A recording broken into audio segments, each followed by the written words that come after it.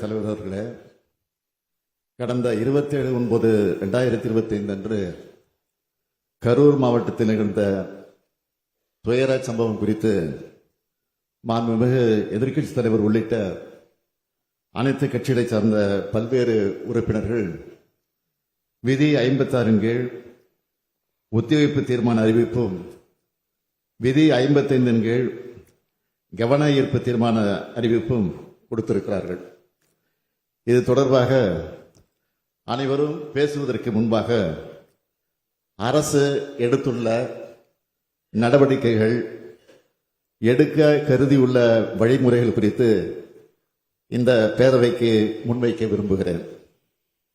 ஏன் மாண்புமிகு எதிர்க்கட்சி தலைவர் உறுப்பினர்கள் பேசிய பின்னர்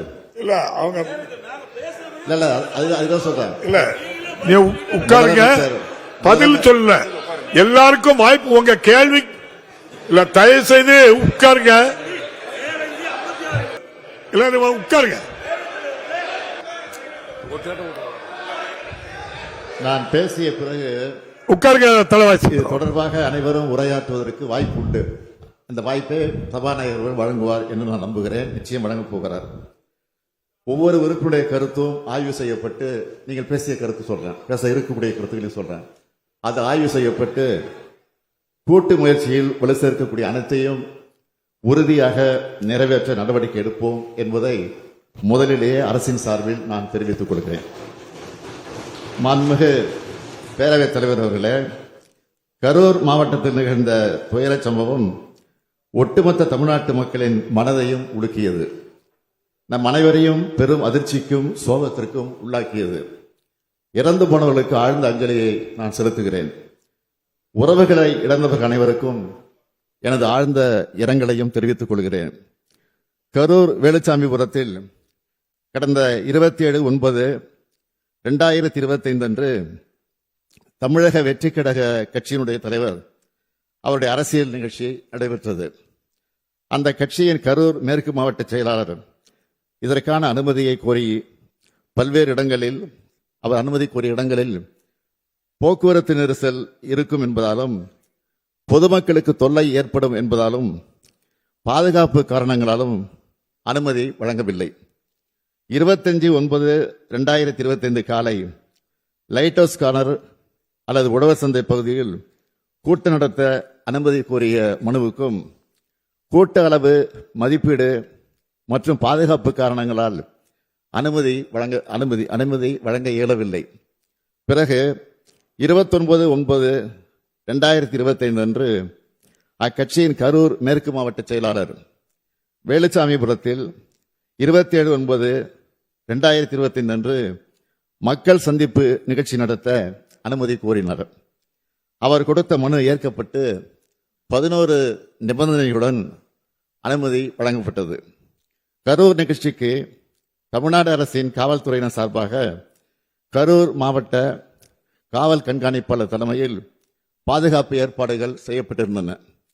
3 கூடுதல் காவல் கண்காணிப்பாளர்கள், 5 காவல் துணை கண்காணிப்பாளர்கள், 18 ஆய்வாளர்கள், 75 உதவி ஆய்வாளர்கள், ஆயுதப்படை காவலர்கள் உள்ளிட்ட 515 காவலர்கள் கரூர் மாவட்டத்திலிருந்து பாதுகாப்பு பணியில் ஈடுபடுத்தப்பட்டு இருந்தனர். இது மட்டுமின்றி வெளி மாவட்டங்களிலிருந்து 1 காவல் துணை கண்காணிப்பாளர், 2 ஆய்வாளர்கள், 8 உதவி ஆய்வாளர்கள், 60 ஆயுதப்படை காவலர்கள், 20 அதிவிரைவு படை காவலர்கள் என 91 பேர் வரவழைக்கப்பட்டிருந்தனர். அன்றைய தினம் பாதுகாப்பு பணிக்காக அதிகாரிகள் மற்றும் காவலர்கள் என மொத்தம் 606 பேர் ஈடுபடுத்தப்பட்டிருந்தனர். காவல்துறையை பொறுத்தவரை வழக்கமாக அரசியல் பரப்புரை கூட்டங்களுக்கு வழங்கப்படும் பாதுகாப்பு காவலர் எண்ணிக்கையை விட அதிகமாகவே வழங்கப்பட்டிருந்தது. பொதுக்கூட்ட நிகழ்ச்சி ஏற்பாட்டாளர்களால் 10,000 பேர் வருவார்கள் என்று தெரிவிக்கப்பட்ட நிலையில் அதைவிட அதிகமாக கூட்டம் வரும் என்று எதிர்பார்த்து கூடுதல் பாதுகாப்பு ஏற்பாடுகள் செய்யப்பட்டன. கூட்டம் நடத்த அனுமதி கோரி கொடுத்த கடிதத்தில் மாலை 3 மணி முதல் இரவு 10 மணி வரை என்று குறிப்பிட்டிருந்தார்கள். ஆனால் செய்தியாளர் சந்திப்பு மற்றும் சமூக ஊடகங்களில் மதியம் 12 மணிக்கு கட்சித் தலைவர் கரூர் வருவதாக அக்கட்சியின் பொதுச் செயலாளர் தெரிவித்திருந்தார். இதனால் கரூரில் காலை முதலே மக்கள் வர தொடங்கிவிட்டனர். 27/9/2025 அன்று அக்கட்சியின் தலைவர் சென்னையில் இருந்து காலை 8:40 மணிக்கு புறப்பட்டு 9:25 மணிக்கு திருச்சி வந்தடைந்தார். அதன் பின்னர் நாமக்கல் நிகழ்ச்சியில் கலந்து கொண்ட பிறகு கரூருக்கு இரவு 7 மணிக்கு வந்துள்ளார். அதாவது அறிவிக்கப்பட்ட 12 மணி கடந்து 7 மணி நேரம் கழித்துதான் வந்தார். இந்த காலதாமதம் கூட்ட நெரிசலுக்கு முக்கிய காரணமாக அமைந்தது. இங்கே அனைத்து கட்சி சார்ந்தவர்களும் இருக்கிறீர்கள். உங்கள் அனைவருக்கும் தெரிந்த விஷயம்தான். கூட்ட ஏற்பாட்டாளர்கள் சில முக்கியமான ஏற்பாடுகளை செய்ய வேண்டும். அவை அன்றைய தினம் கரூரில் செய்யப்படவில்லை. காலை முதல் காத்திருந்த மக்களுக்கு போதிய குடிநீர் இல்லை. உணவு வழங்க எந்த விதமான ஏற்பாடுகளும் நிகழ்ச்சியை ஏற்பாடு செய்தவர்களால் செய்யப்படவில்லை. இயற்கை பாதைகளை கழிக்க பெண்களால் வெளியில் செல்ல முடியவில்லை. சம்பவம் நடந்த அதே வேலுச்சாமிபுரத்தில் இதற்கு 2 தினங்களுக்கு முன்பாக, அதாவது 25/9/2025 அன்று மாண்புமிகு எதிர்க்கட்சித் தலைவர் அவர்கள் கலந்து கொண்ட பரப்புரை நிகழ்ச்சி நடந்துள்ளது. அந்த கூட்டத்தில் பங்கேற்றிருந்தவர்கள் முறையாக ஒருங்கிணைக்கப்பட்டு கட்டுப்பாட்டோடு நடந்து கொண்டனர். எந்தவித அசம்பாவிதமும் இல்லாமல் நடந்து முடிந்தது. அதில் சுமார் 12,000 முதல் 15,000 பேர் பங்கேற்றிருக்கிறார்கள். அந்த பரப்புரை கூட்டத்திற்கு சுமார் 137 காவலர்களும் 30 ஊர்காவல் படையினரும் பாதுகாப்பு பணியில் ஈடுபட்டிருந்தனர் என்பதை குறிப்பிட விரும்புகிறேன். ஆனால் அதற்கு நேர்மாறாக இந்த கட்சியினுடைய நிகழ்ச்சி நடந்துள்ளது. கரூர் மாவட்ட எல்லை தவிட்டுப்பாளையம் சோதனை சாவடி நிகழ்ச்சிக்கு பின் கேரவன் வாகனத்தை பின்தொடர்ந்து பெருவாரியான ரசிகர்களும் கட்சியினரும் நிகழ்ச்சி நடைபெறும் இடத்திற்கு வந்து கொண்டிருந்தனர்.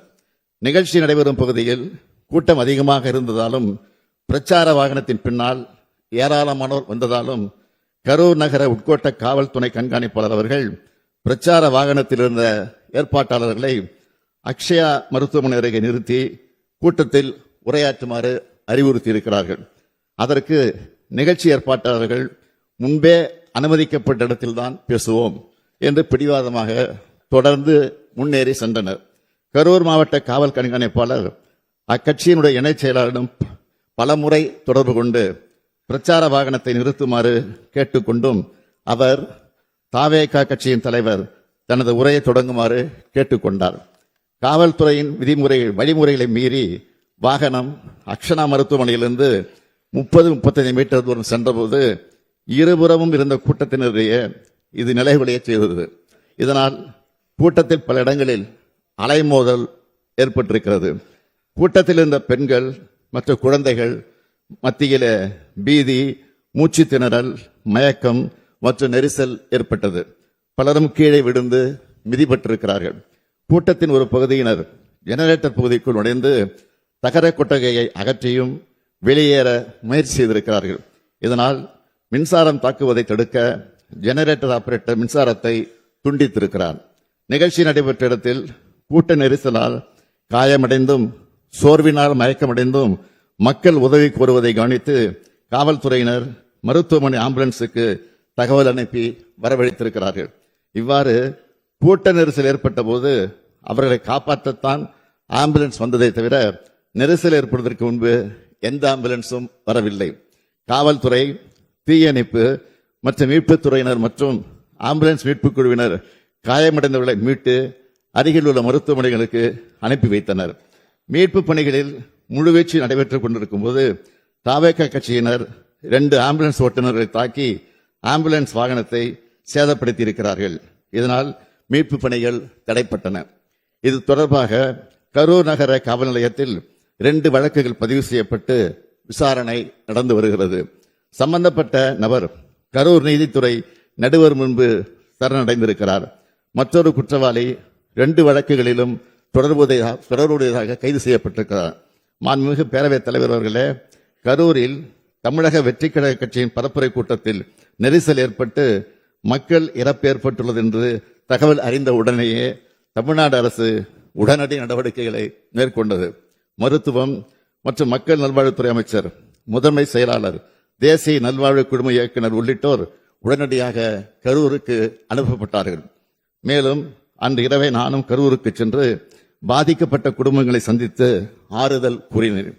கரூர் துயரத்தை கேள்விப்பட்டதும் என்னால் வீட்டில் இருக்க முடியவில்லை.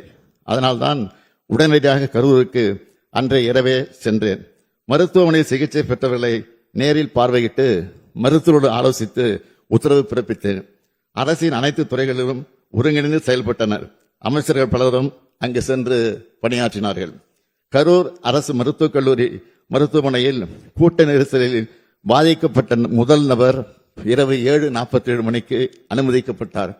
தொடர்ச்சியாக 200க்கும் மேற்பட்டோர் சிகிச்சைக்காக கொண்டு வரப்பட்டார்கள்.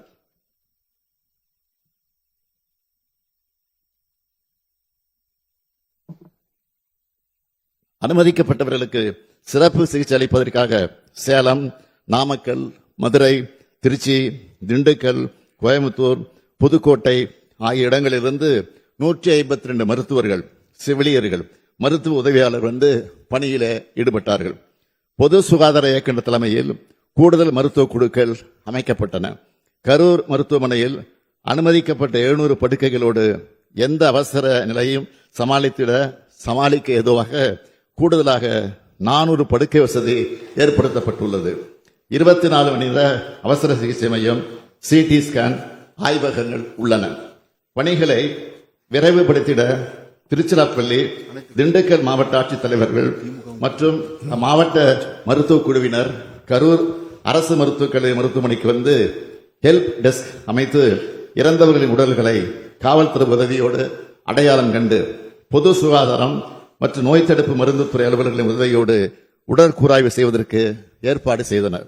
கரூருக்கு அருகில் உள்ள சேலம், நாமக்கல் மற்றும் மதுரை அரசு மருத்துவக் கல்லூரி முதல்வர்கள் தங்கள் மருத்துவக் கல்லூரியிலிருந்து சிறப்பு மருத்துவ குழுக்களோடு 27/9/2025 அன்று இரவு கரூர் அரசு மருத்துவக் கல்லூரி மருத்துவமனைக்கு வந்தனர்.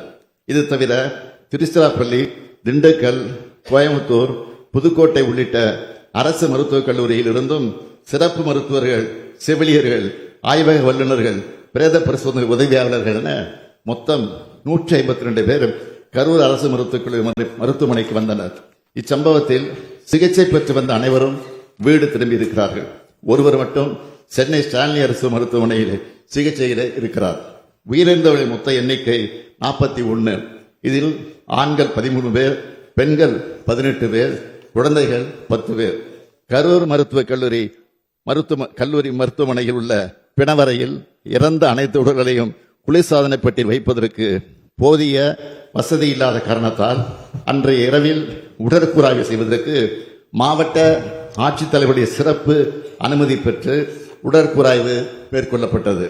உடனடியாக உடற்கூராய்வு நடைமுறைகளை முடித்து பாதிக்கப்பட்ட துக்கத்தில் இருக்கக்கூடிய குடும்பங்களிடம் உடல்கள் ஒப்படைக்க வேண்டி கரூர் அரசு மருத்துவக் கல்லூரி தடவியல் துறை தலைவர் சங்கர் அவர்களுடைய தலைமையில் 24 மருத்துவர்கள் மற்றும் 16 உதவி பணியாளர்கள் அடங்கிய குழு அமைக்கப்பட்டு உடற்கூராய்வு செய்யப்பட்டது. 28/9/2025 அன்று அதிகாலை 1:45 மணிக்கு முதல் உடற்கூராய்வு துவங்கப்பட்டு 28/9/2025 அன்று மதியம் 1:10 மணி அளவில் 39வது உடற்கூராய்வு முடிவுற்றது. காவல்துறை உயர் அதிகாரிகள் தலைமையில் 200க்கும் மேற்பட்ட காவலர்கள் 27/9/2025 அன்று கரூர் அரசு மருத்துவக் கல்லூரி மருத்துவமனை வளாகத்தில் குழுமிய பெரும் கூட்டத்தினரை ஒழுங்குபடுத்தி எந்த ஒரு அசம்பாவிதம் ஏற்படாமல் கவனித்துக் கொண்டனர். உயரமான இச்சம்பவத்தில் தமிழ்நாடு அரசின் சார்பில் முதலமைச்சர் பொது நிவாரண நிதியிலிருந்து உயிரிழந்த 41 நபர்களின் குடும்பங்களுக்கும் தலா 10 லட்சம் ரூபாய் வழங்கப்பட்டது. தீவிர காயமடைந்த 47 நபர்களுக்கு தலா 1 லட்சம் ரூபாயும், வெளிநோயாளிகளாக சிகிச்சை பெற்ற 55 நபர்களுக்கு தலா 50,000 ரூபாயும் என மொத்தம் 143 நபர்களுக்கு 4,84 லட்சம் ரூபாய் முதலமைச்சரின் பொது நிவாரணத்திலிருந்து வழங்கப்பட்டது. இந்த சம்பவத்தை விசாரிக்க 28/9/2025 அன்று ஓய்வு பெற்ற உயர்நீதிமன்ற நீதிபதி திருமதி அருணா ஜெகதீசன் அவர்கள் தலைமையிலே ஒரு நபர் ஆணையம் அமைக்கப்பட்டது.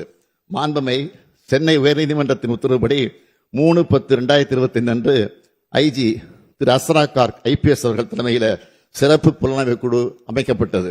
தமிழ்நாடு அரசு இந்த சம்பவத்தை சட்டப்படி விரைந்து கையாண்டது. அனுமதி வழங்கல், மருத்துவ உதவி, நிவாரண விநியோகம் அனைத்தும் சரியான முறையில் நடந்தன. இதுபோன்ற துயரங்கள் எதிர்காலத்தில் நிகழாமல் தடுக்க வழிகாட்டு நெறிமுறைகள் உருவாக்கப்பட்டு வருகிறது.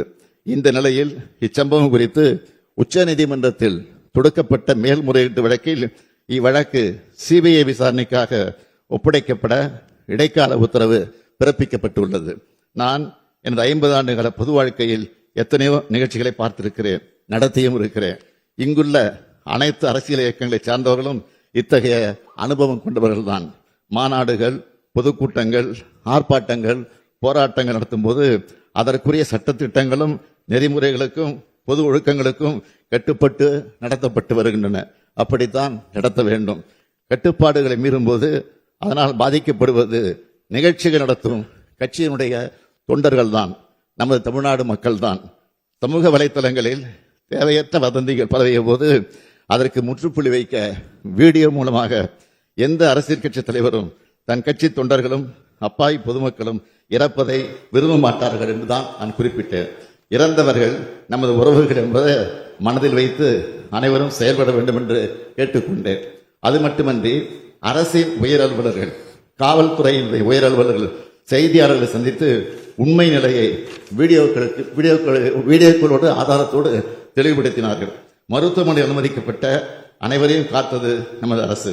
அனைவருக்கும் உரிய சிகிச்சை அளித்தது நமது அரசு. உச்சநீதிமன்றம் இந்த விவகாரத்தில் இடைக்கால உத்தரவு பிறப்பித்துள்ளது. இறுதி தீர்ப்பின் அடிப்படையில் அரசு செயல்படும் என்பதை உறுதியோடு நான் இங்கு சொல்லுகிறேன். அதே நேரத்தில் இது போன்ற துயர சம்பவங்கள் இனி நடக்கக்கூடாத இந்த உறுதியை அனைத்து அரசியல் இயக்கங்களும் பொது அமைப்புகளும் எடுக்க வேண்டும். அனைத்தையும் விட மக்களின் உயிரே முக்கியம். மக்களின் உயிரே விலை மதிப்பற்றது. இதை மனதில் வைத்து செயல்பட வேண்டும் என்று கேட்டு அமைகிறேன். வணக்கம்.